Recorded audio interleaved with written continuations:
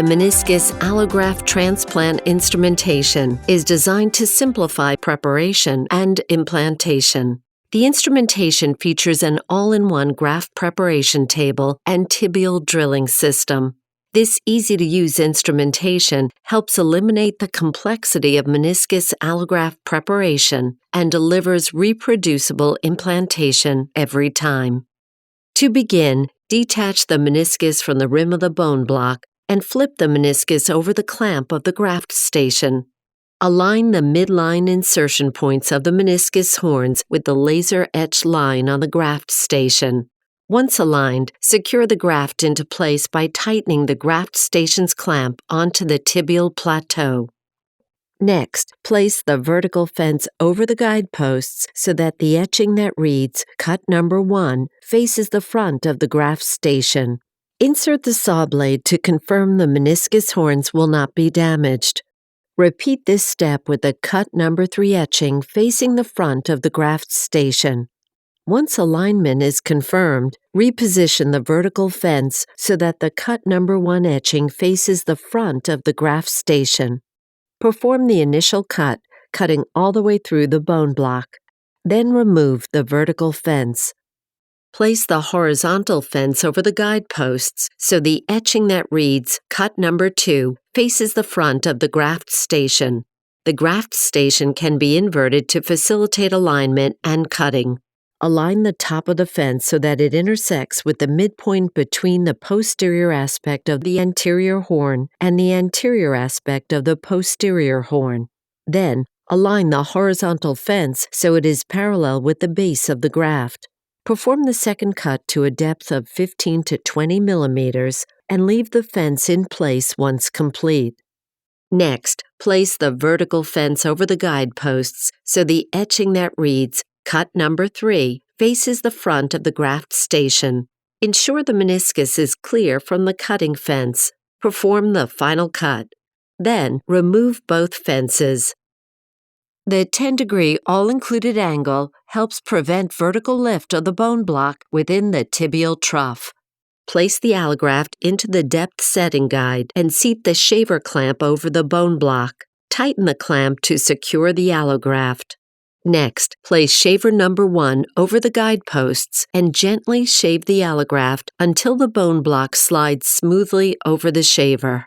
Then, place shaver number 2 over the guideposts and repeat the shaving process. Once complete, confirm the allograft shape by placing the bone block into the rounded trial slot.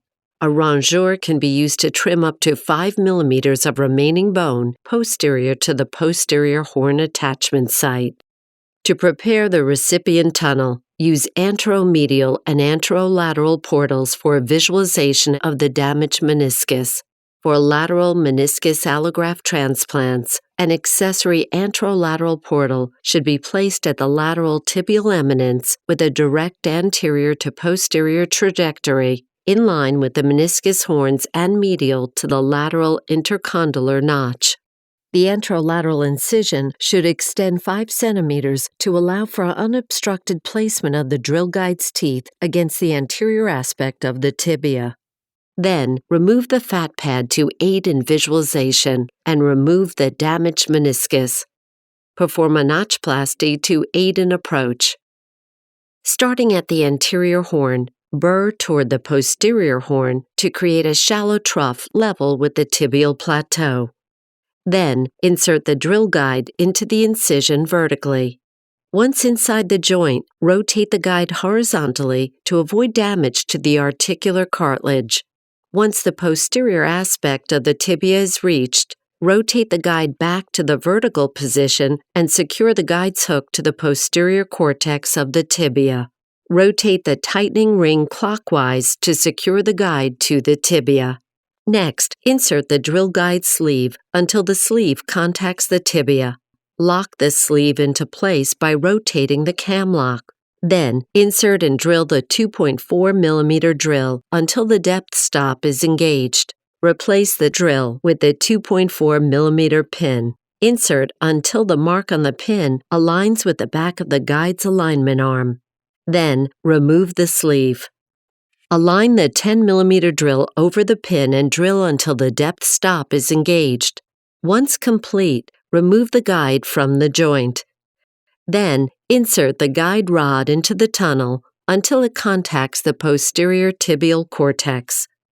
Align the chisel over the guide rod and gently tap the chisel until the depth stop is engaged. Remove both the chisel and the guide rod from the joint. Then, insert the rasp into the trough and assess the fit of the rasp within the trough. Utilize the rasp to remove residual articular cartilage if necessary.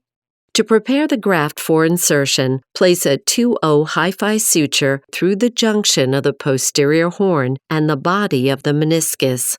Then, pass the suture through the posterolateral portion of the joint capsule. Pull tension on the suture to pull the meniscus allograft under the femoral condyle. Finally, use zone-specific 2 cannulas and hi-fi double-arm needles to fix the meniscus. To ensure stability, suture the meniscus around the remaining rim in the order shown. This completes the meniscal allograft transplant procedure.